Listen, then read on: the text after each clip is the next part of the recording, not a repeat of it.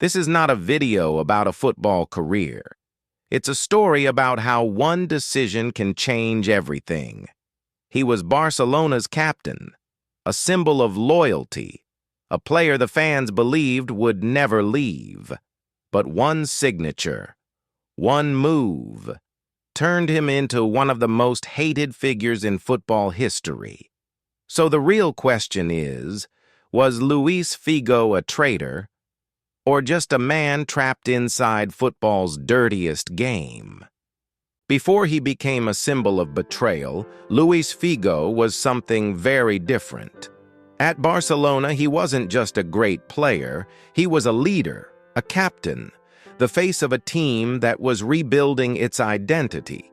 Figo played with confidence, intelligence, and elegance. He wasn't the loudest on the pitch, but the game moved at his rhythm. For the fans, he represented stability. In a club full of change, he felt permanent. This wasn't just admiration, it was trust. Barcelona supporters believed he was one of them, not just because of how he played, but because of what he symbolized: loyalty, commitment, belonging. That belief is important to understand, because the stronger the bond, the deeper the wound when it breaks. And at that moment, no one in Barcelona believed that bond could ever be broken. What happened next wasn't just a transfer. It was a power move.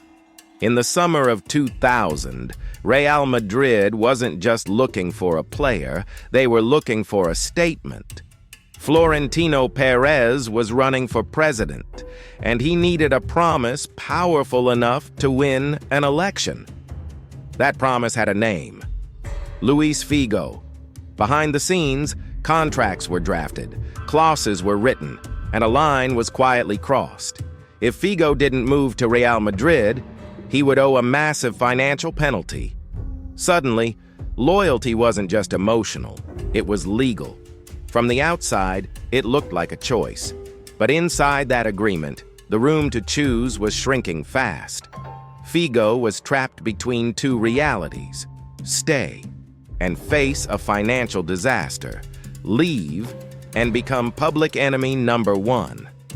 This is where the story becomes uncomfortable, because football likes simple villains, but real life rarely is. When the deal became official, Barcelona felt betrayed. Real Madrid felt victorious. And Figo stood in the middle, about to discover the true cost of power in modern football. His return to Camp Nou was never going to be normal. Everyone knew that.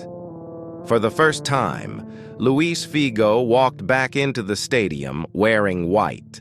The same place that once cheered his name now waited in silence. Not the quiet of respect, the quiet of anger. From the first whistle, every touch was booed. Every step was judged. This wasn't just a football match anymore, it was a public trial. Then came the moment that would define everything. As Figo walked toward the corner flag, objects rained down from the stands. Coins, bottles, and finally, a pig's head. A symbol, not of rivalry, but of hatred. The match was stopped. The tension was unbearable. In that moment, football disappeared. What remained was something raw, personal, unforgiving. For Barcelona supporters, this was justice. For Figo, it was the moment he understood there would be no way back. No apology, no explanation, no redemption. Judgment had already been passed. On the pitch, life went on. At Real Madrid, Figo played alongside the best. Trophies followed. Success followed. In 2000, he won the Ballon d'Or, the highest individual honor in football. By every professional standard, the move had worked, but football isn't measured only in medals. Some victories come with a price that never disappears. In Barcelona, his name was erased, not debated, not forgiven, erased. Years passed, the noise faded, but the wound stayed. Figo built a legendary career, but one chapter was permanently closed. He became a symbol, not just of ambition, but of what happens when loyalty and power collide, and that is the paradox of his story. He achieved everything a footballer dreams of, except peace. So, how should history remember Luis Figo?